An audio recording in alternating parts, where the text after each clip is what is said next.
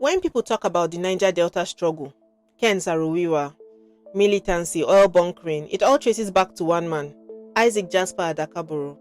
He grew up in Oloibiri, the same place where oil was first discovered in Nigeria. He saw the wealth leaving the creeks and poverty staying behind, and in his 20s he decided to do something to change it. Boro wasn't born into power. His father was a school headmaster, moving the family from one posting to another. Isaac was bright, outspoken, very restless.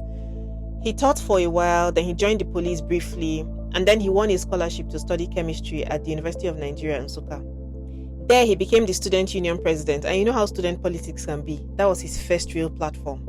But even in school, he was already obsessed with justice. He once tried to sue the federal government, arguing that the 1963 elections were a sham.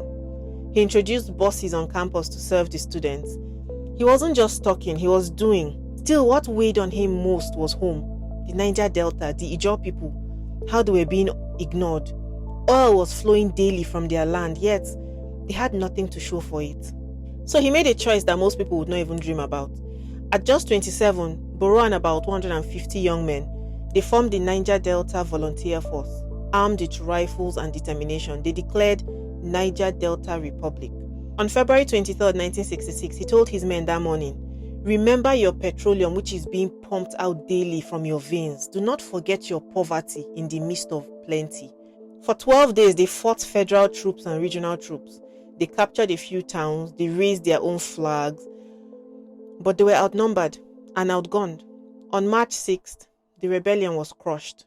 He was arrested, tried for treason by Justice Phil Ebosie, and he was sentenced to death by firing squad. In prison, instead of giving up, he wrote his memoir, The 12-Day Revolution.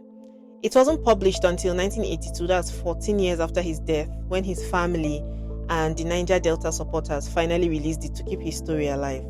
Nigeria went through coups, counter coups, all that, and by 1967, the country was heading into a full civil war. General Yakubu Gowon granted Boro and his men amnesty. Instead of dying a prisoner, he walked free. Not just free, he was commissioned as a major in the Nigerian Army. Now this is where the story gets complicated. Boro had once declared independence from Nigeria, and now he was wearing the Nigerian uniform, fighting against Biafra. Why? It's because he believed Niger Delta would suffer just as much under a Biafran government. He picked the side that he thought gave his people a better chance. He quickly raised about 1,000 recruits from Rivers State. They didn't have the best training. Olusegun Obasanjo even described them as hurriedly trained, poorly equipped. But they had something more important. They knew the creeks, they knew the swamps, the waterways. That knowledge, it gave the Nigerian Army an edge in the riverine battles.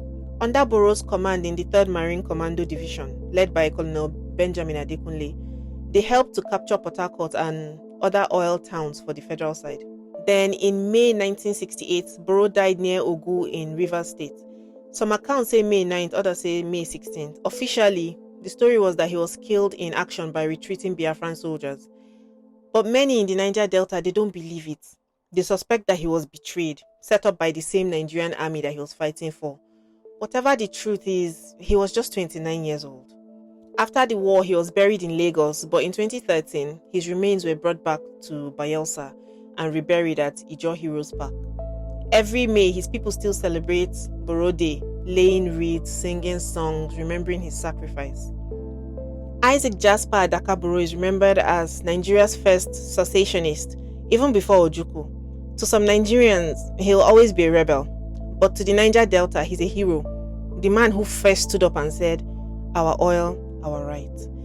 Thank you so much for watching this video. If you like stories like this, please follow me. I tell them all the time on True Heroes with Reni, True Crime with Reni, and Reni B. Alfred on Facebook.